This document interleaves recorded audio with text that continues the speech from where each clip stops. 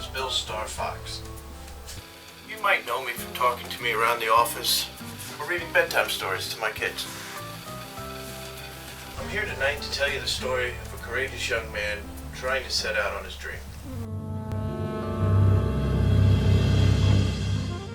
His name is Robard Duvall, the son of a cosmetologist who was tragically taken before his time in a barbershop robbery. Give me all the talcum powder. To add to the misery, his mother, so distraught by the loss of her husband, took her own life by drinking poisonous comb sterilizing fluid. Young Robard, now orphaned, lived on his own in the abandoned shop for the next 10 years, subsisting on leaky pipe water, lemons, and pomade, because he thought it was pudding. Young Duvall, basically an animal child, had little to no contact with the outside world until Jesus Pascali Gomez purchased his father's property to establish his own barbershop. When we moved in, we saw an enormous pile of hair in the back room. When we went to throw it away, there was a kid inside. We kicked him out immediately, but as soon as we closed the door and turned around, he was back there sweeping up all the hair. Damn, can that boy sweep. It's like he was made to swing a broom. Pascali Gomez could not turn his back on the child, so he allowed him to stay at his shop and work. His sweeping abilities astounded many, but it did not dissuade him to try out his father's trade of barbering. His close friend volunteered for Robard to test his skills, much to his dismay. Why? Fairs this weekend! Duvall became satisfied with his life at the shop. Oh sure, the guys razz me once in a while, but I'm quite satisfied.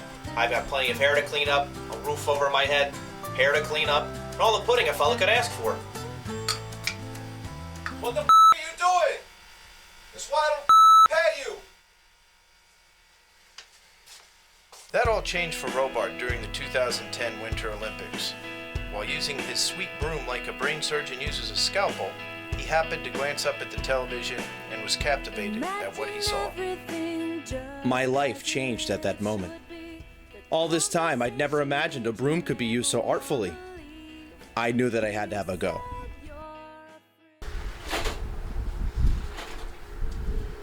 Hey, listen, Fred, I know you're mad at me for what I did to your head.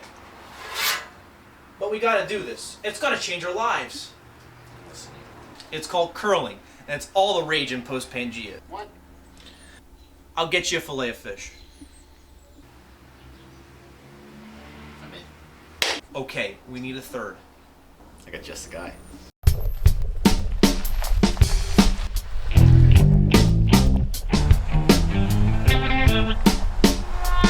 Really, Fred? Righteous Rick? He's got 2 peanuts in the pot, one more in the way. His last name's Shupe. He's perfect. Why? You need to make a pie chart for you? His last name sounds like sweep. Let's just get this over with.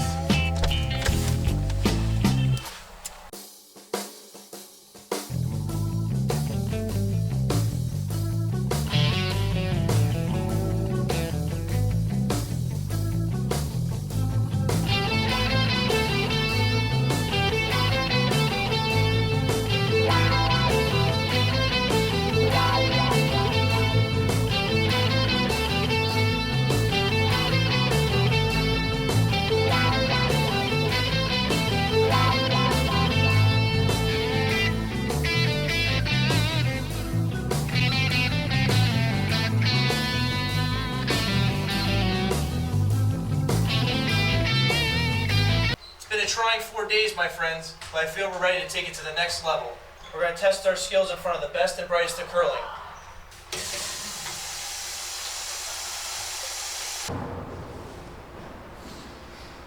This is the creme de la creme of curling. They look like the people who wait in line at the lunch meat counter.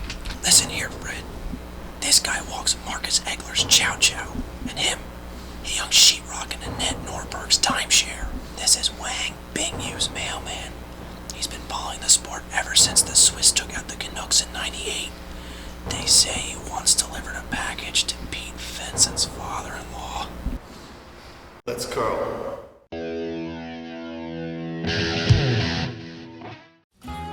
Yeah, well, I'm not so happy how things turned out. You have failed miserably. Now, give me my cat fare and get out of my sight.